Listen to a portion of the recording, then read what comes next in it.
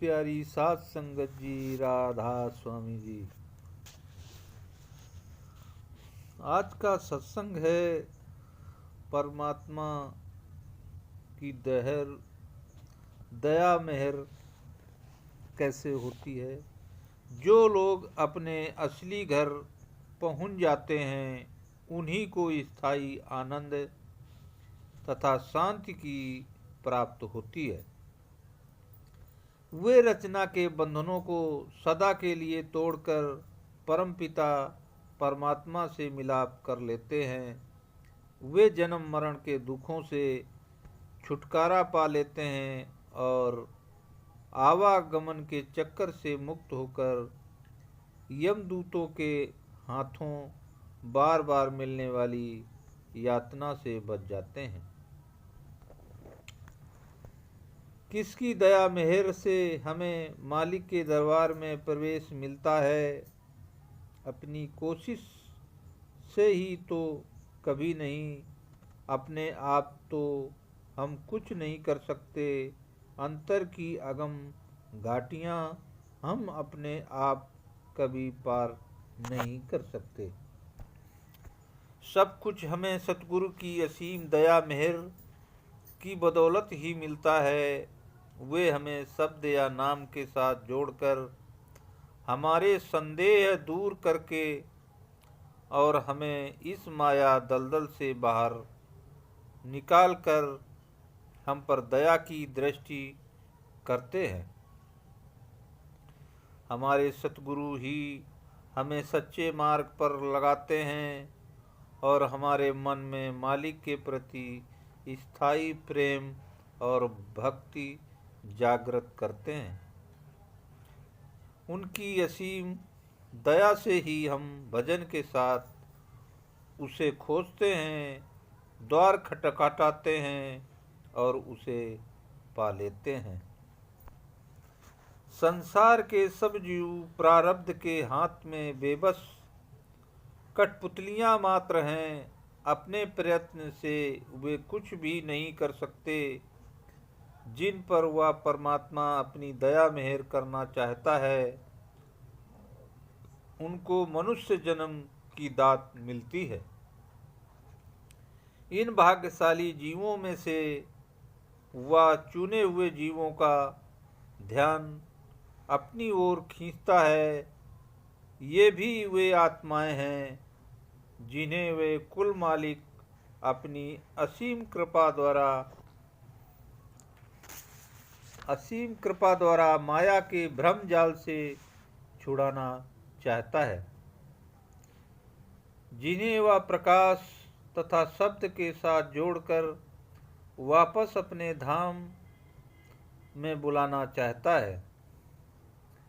जो कुछ होता है परमात्मा की रजा या दया मेहर से होता है। लोक और परलोक में सब जगह उसी की इच्छा मौज या हुक्म चलता है, जो मनुष्य के बस में कुछ नहीं। तब तक वह प्रभु खुद दया नहीं करता।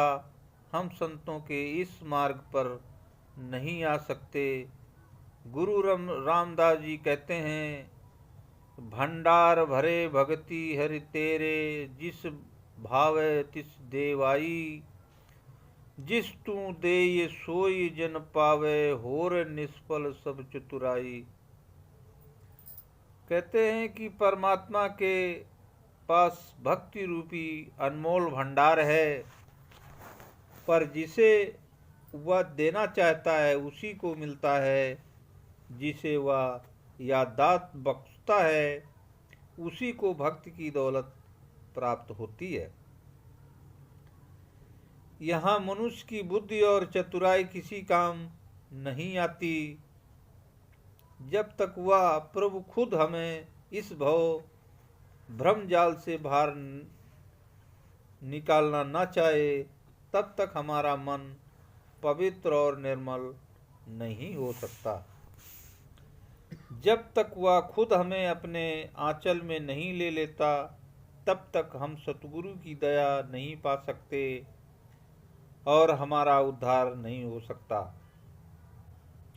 जब तक सतगुरु हम पर दया मेहर करके हमारे ख्याल को शब्द के साथ जोड़कर रचना से हमारा छुटकारा नहीं करा सकता, दया मेहर की यह वर्षा वह प्रभु हमें अपनी भक्ति तथा प्रेम की दात देकर करता है, जो अंत में हमें उसके साथ जोड़ देती है और हमें खींचकर अपने असली घर ले जाती है, जहां पहुंचकर हम हमेशा के लिए प्रभु में समा जाते हैं। गुरु अमरदास जी के शब्दों में आपे करता करे कराए, आपे शब्द गुरु मन बसाए। मैं नहीं सोचता कि भजन से भी कोई कठिनाई का रास्ता है। भजन ही सबसे कठिन है। भजन दिखता तो आसान है, लेकिन करने में बहुत मुश्किल है। संत मत को समझना आसान है, क्योंकि इसके सिद्धांत बहुत सरल हैं, लेकिन जब उन्हें व्यवहार में लाते हैं तो बहुत सी बाधाएं रास्ते में आ जाती हैं। संत मत में रहने, उसकी शिक्षा पर चलने का मतलब है मन के साथ निरंतर संघर्ष करना। रास्ता छोटा हो या बड़ा तो कोई भी ही नहीं। आज के ज़माने में हमें छोटे रास्ते ढूंढकर समय बचाने की आदत पड़ गई है, पर हम धन और शक्ति बचाने के लिए कम रुपए और कम समय लगाकर ज़्यादा फायदा उठाना चाहते हैं, लेकिन नहीं, संत मत में यह संभव नहीं है। इसका मतलब है कि इस राह पर चलना आसान नहीं है। अपनी मंजिल पर पहुंचने के लिए हमें अपने जीवन में बहुत कुछ छोड़ना पड़ता है। आपको अपने मन से हमेशा सावधान रहना पड़ता है, मानो आप उस तरह की धार पर चल रहे हो। हजरत ईसा ने भी कहा है कि गिरना बहुत आसान है और तबाही का रास्ता बहुत चौड़ा है, लेकिन अमर जीवन की राह बहुत कठिन और तंग है। गुरु अमरदास जी कहते हैं कि प्रभु के भक्तों को तलवार की धार से भी क्षीण और बाल से भी बारीक राह पर चलना पड़ता है।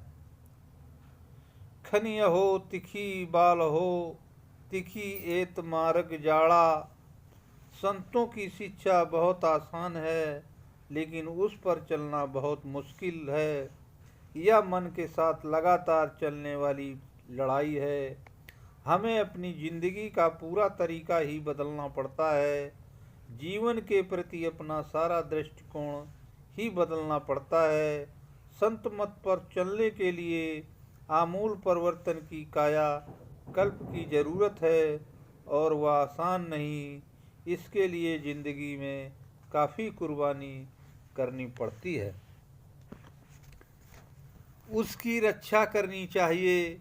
मानता हूँ कि आसान नहीं है, या तो जीवन पर चलने वाला संघर्ष है। हो सकता है कि दुनिया का वातावरण इतना ज़बरदस्त ना हो, लेकिन हम इतने कमज़ोर हैं कि आसानी से उसके प्रभाव में आ जाते हैं। हमें अपने आप से इतना मजबूत बनना चाहिए कि कैसा भी वातावरण हो, हम पर असर न डाल सके। हमें अपने अंतर में इतना दृढ़ होना चाहिए कि किसी के प्रभाव में आकर हम भटक न जाएं।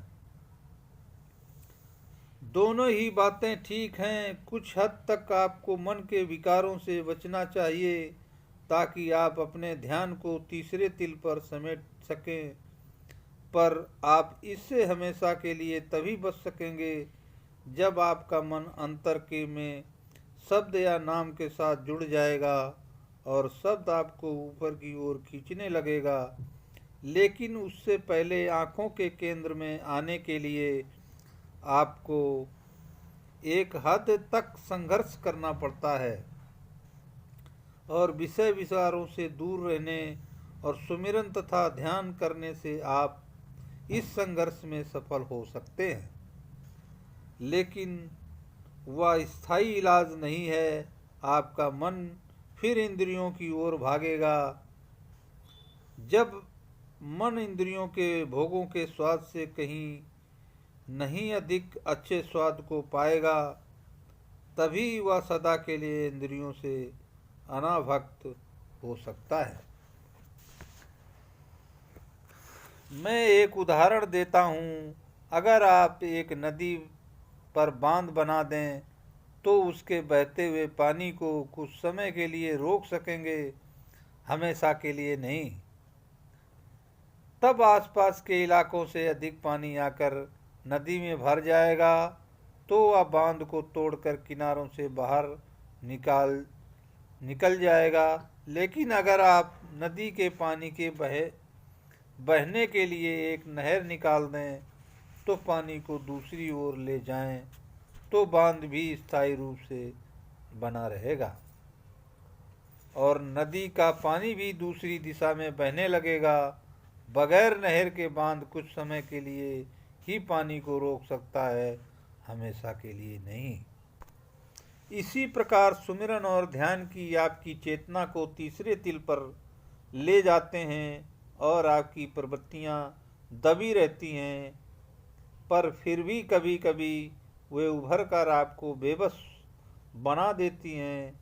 लेकिन अगर आप अपने ख्याल को शब्द के साथ जोड़ने में सफल हो जाते हैं तो आपकी चेतना की पूरी दिशा बदल जाती है और बांध स्थायी हो जाता है। कुछ समय तक हमें अपने मन के विकारों से लड़ना पड़ता है ताकि हमारी चेतना वापस आंखों के पीछे तीसरे तिल पर आ सके, लेकिन यह स्थायी इलाज नहीं है। जब मन को बहुत अधिक दबाया जाता है तो वह फिर से आपको अपनी उंगलियों पर नचाने लगता है, पर जब तीसरे तिल पर लाकर मन को अंतर में प्रकार उस शब्द से जोड़ दिया जाता है तो इसका स्थायी इलाज हो जाता है। तब मन का रुख बदल जाता है और वह एक नई दिशा में ऊपर की ओर बहने लगता है। जब तक मन का रुख ऊपर शब्द और प्रकाश की ओर नहीं हो जाता, वह इंद्रियों के सुखों को छोड़ने के लिए इनकार करता रहता है। इसी तरह